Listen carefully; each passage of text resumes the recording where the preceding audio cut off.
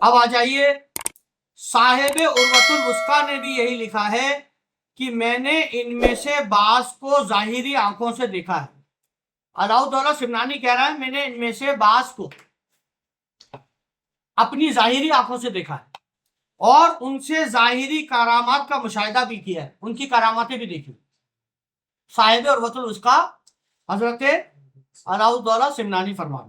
اب فرما رہا ہے مثلاً تا ارضی، چند لمحوں میں دور دراز ملک میں پہنچ جاتے ہیں، ایک سیکنڈ میں کسی بھی کنٹری میں چلے جاتے ہیں۔ جیسے خیبر میں رسول اللہ نے پکارا علی کو، ایک سیکنڈ میں پہنچ گئے۔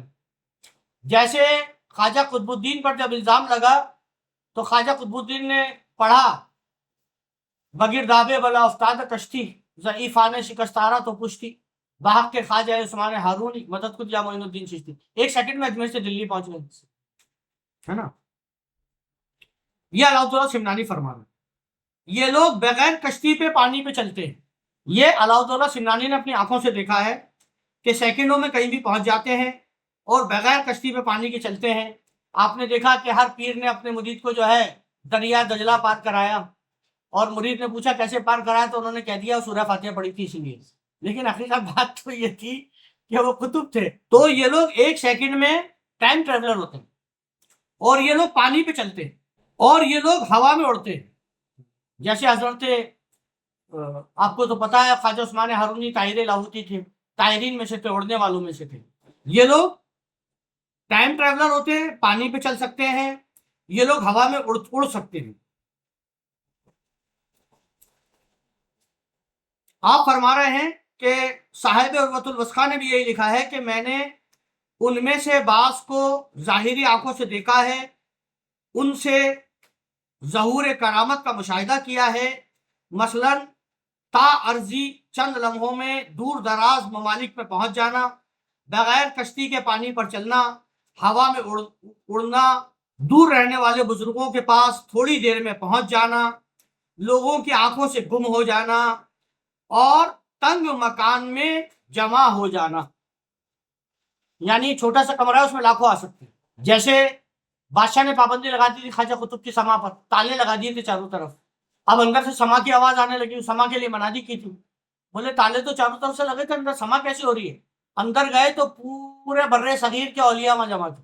ایک تنگ مکان میں جمع ہو جانا کہ اہل ظاہر میں سے کوئی ان کو نہ دیکھ سکے، ایک چھوٹی سی سوراخ کے اندر وہ گھس سکتے، کوئی دیکھ ہی نہیں سکتا ہے کہاں پر۔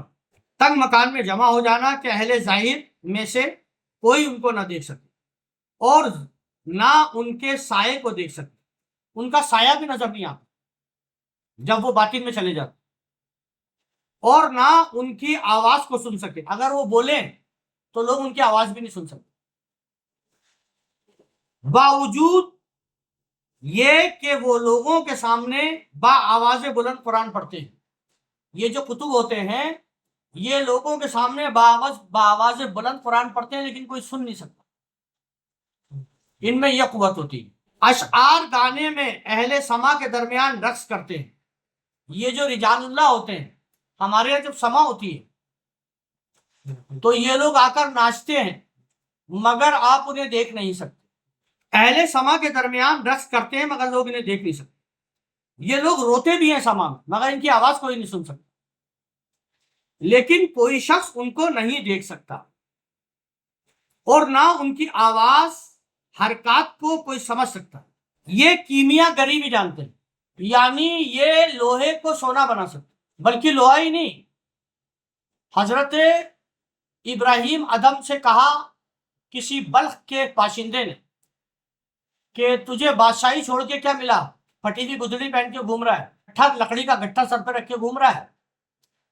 تو آپ نے لکڑی کا گٹھر نیچے رکھا، اور نیچے رکھنے کے بعد اس لکڑی کے گٹھر پہ ہاتھ مارا تو ساری لکڑیاں سونے کی چھڑیں بنی۔ تو یہی فرما رہے ہیں کہ یہ جو کتب ہے کیمیا گر بھی ہوتے، یہ حرکات کرتے ہیں، ان کو کوئی دیکھ نہیں سکتا، یہ کیمیا گر ہوتے، سونا بناتے، اور جب کبھی کسی حاجت مند کو ضرورت ہوتی ہے تو سونا چاندی بنا کر ان کو دے دیتے، اور اپنے نفس کے لیے کچھ نہیں رکھتے، خود بھوکے رہتے۔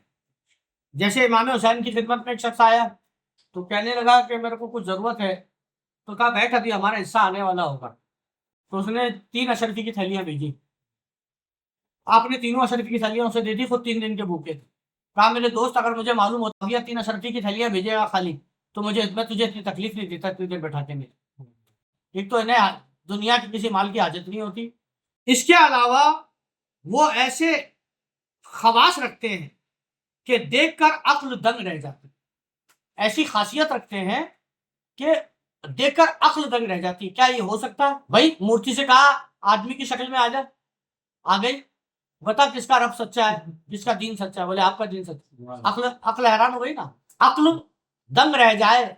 کیا کرامات دکھائے ہیں، عقل دنگ رہ جاتی ہے. بس کسی غافل کے لیے یہ مناسب نہیں.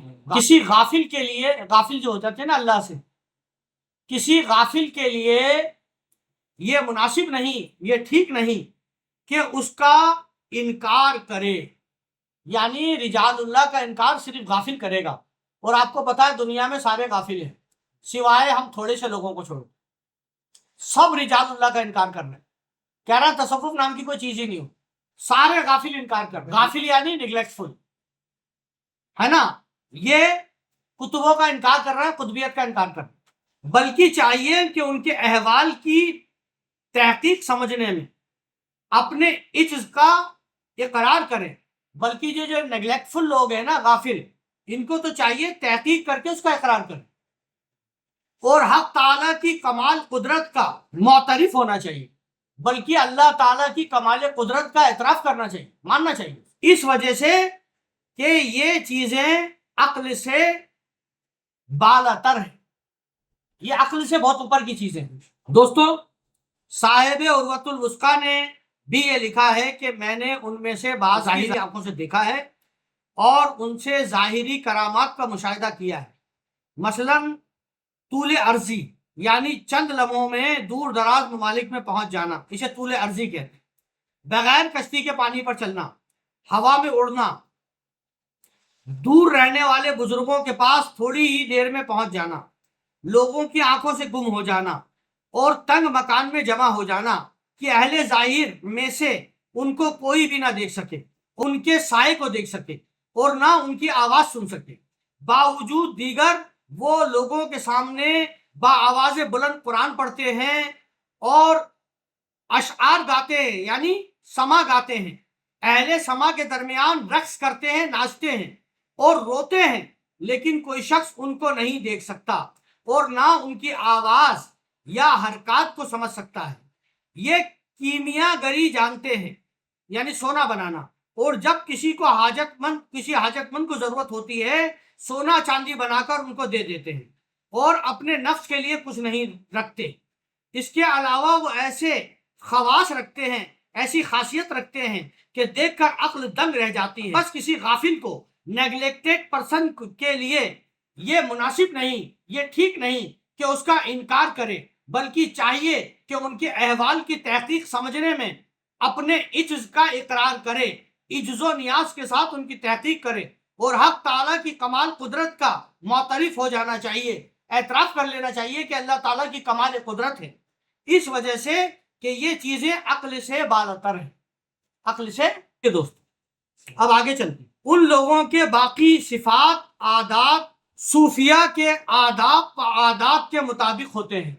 ان لوگوں کی جو عادتیں ہوتی ہیں صوفیوں کی طرح ہوتی ہیں، ٹھیک ہے. بلکہ راقم بیچارہ کو تو یہ نظر آتا ہے کہ صوفیہ کرام نے انہی سے تمام آداب و عادات سیکھے ہیں. بلکہ علاؤالدولہ سمنانی یہ کہہ رہا ہے کہ مجھے تو یہ سمجھ میں آتا ہے کہ صوفیوں نے جو عادات سیکھے ہیں وہ اور جو ادب سیکھا ہے وہ انہی کتبوں سے سیکھا ہے. ایک صفت ان کی یہ ہے کہ تمام دنیا کی سیر کرتے ہیں. ایک صفت یعنی خاصیت ان کی یہ ہے، گن ان کا یہ ہے کہ وہ تمام دنیا کی سیر کرتے ہیں.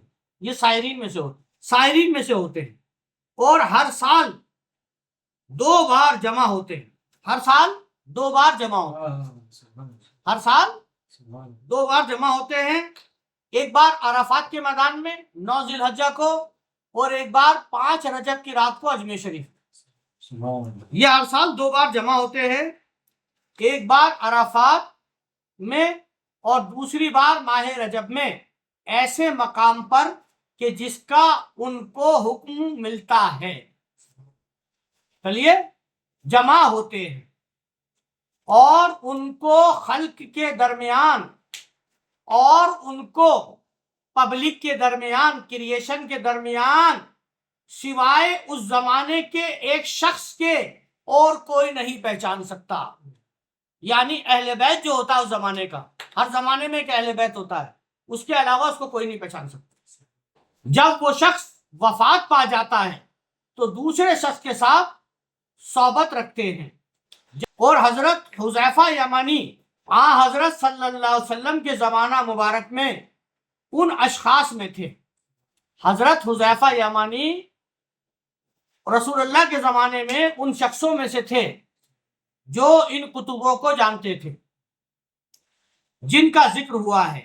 بس حضرت صلی اللہ علیہ وآلہ وسلم کا پیغام ان کو پہنچاتے تھے اور ان کی جانب سے حضرت صلی اللہ علیہ وسلم کی خدمت میں پیغام پہنچاتے تھے.